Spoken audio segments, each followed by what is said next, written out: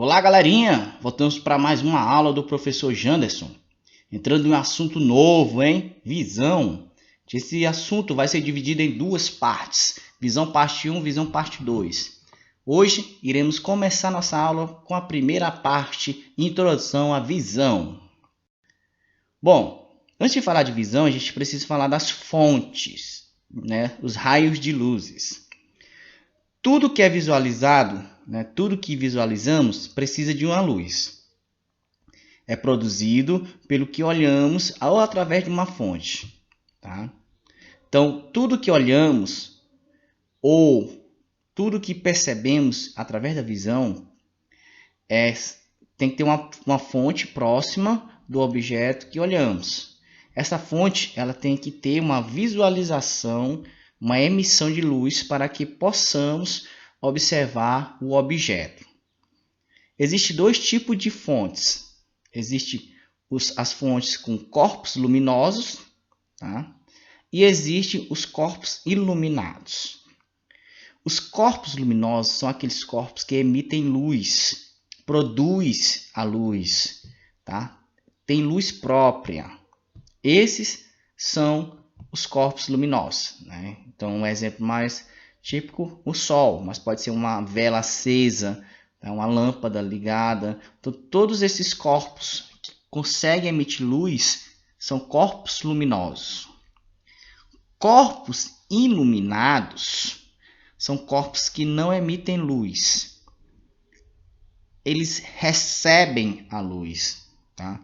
Eles vão apenas refletir uma luz. Não produz luz própria. Sem fonte por perto, esses objetos eles não serão visualizados. Então, a consequência de observação desses objetos, desses corpos, serão possível apenas com uma fonte luminosa por perto.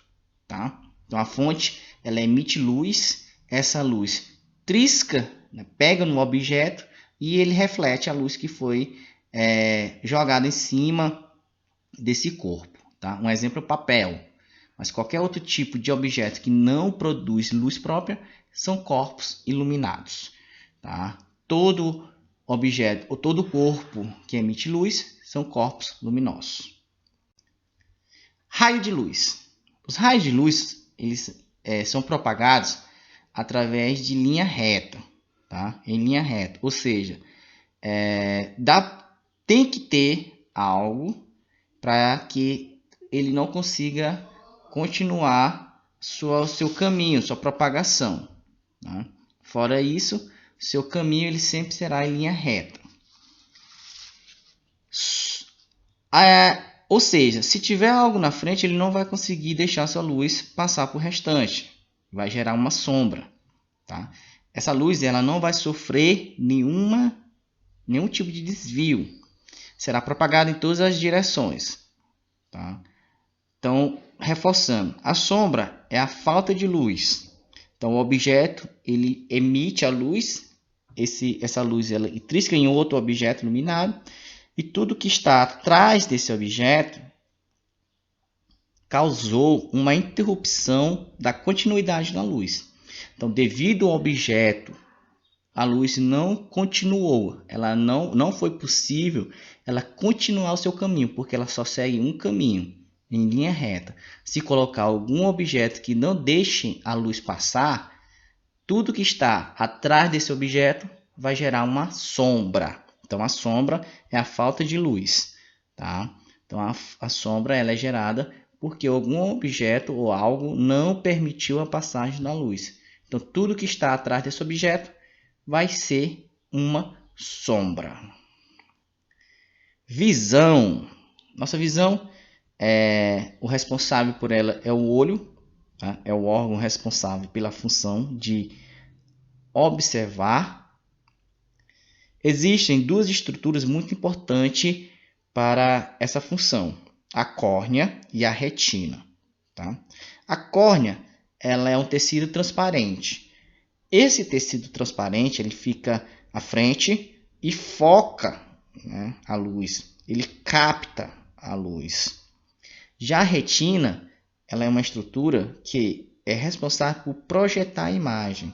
é ela que forma a imagem através dos estímulos, né? Através desses estímulos luminosos, ou seja, através da luz que entra no nosso olho, ela consegue projetar a imagem. Então a córnea também é um tecido transparente que vai ajudar a protegê-la, vai diminuir. Projeção da retina. Essa imagem que chega na retina, ela é uma imagem invertida, tá? A luz que entra pela retina, ela vem trazendo a imagem invertida. É como se fosse um espelho, tá? Essa imagem ela vai chegar contrária. O cérebro, ele transforma a imagem e coloca de forma que não esteja invertida. Ele coloca numa forma não invertida. Então a imagem vai sair da retina e chegar até o cérebro através do nervo óptico.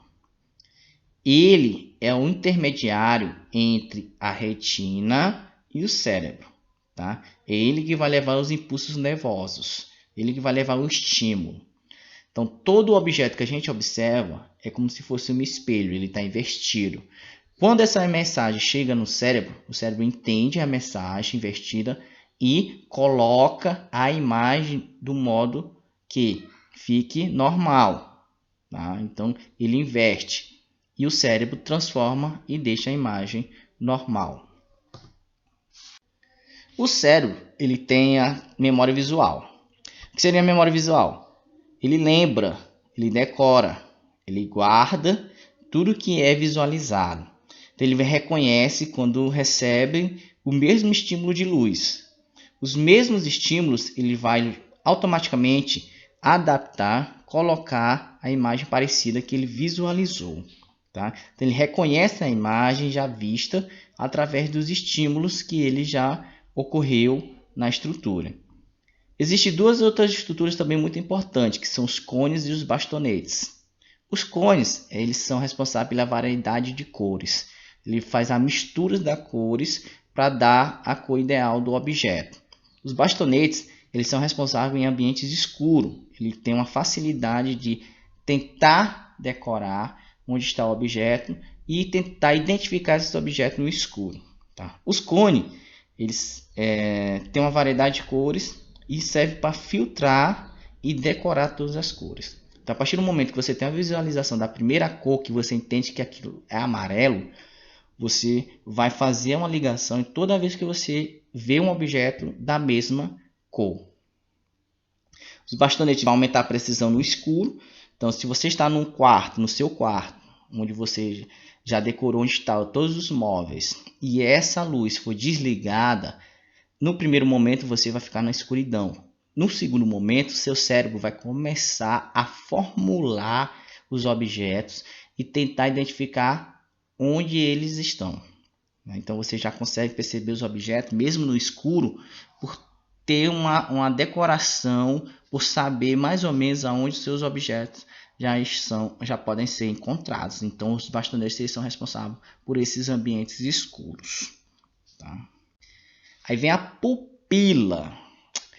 A pupila ela é responsável, ela ajuda na precisão da imagem.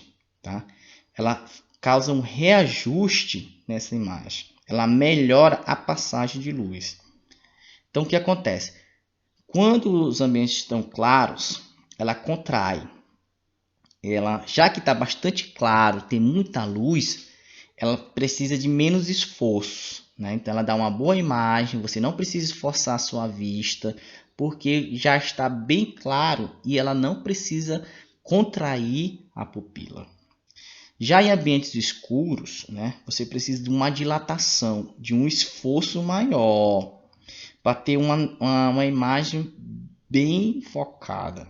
Então, precisa de mais esforço. Por isso que não é recomendado você ler ou fazer qualquer atividade no escuro, porque sua pupila ela vai ter um desgaste muito grande, porque quanto mais escuro, maior vai ser a dilatação dessa pupila. Então tome cuidado, não ler, não ficar mexendo, sei lá, no escuro, porque tudo isso vai forçar a pupila a dilatar, e toda vez que ela dilata, ela vai sofrer, pode sofrer danos, pelo esforço repetitivo. Então sempre ler, sempre fazer seus esforços em lugares mais claros para tentar diminuir essas contrações, tá? Então, quanto mais claro tiver, menos esforço a pupila vai fazer. Quanto mais escuro tiver, mais esforço ela vai ter que fazer.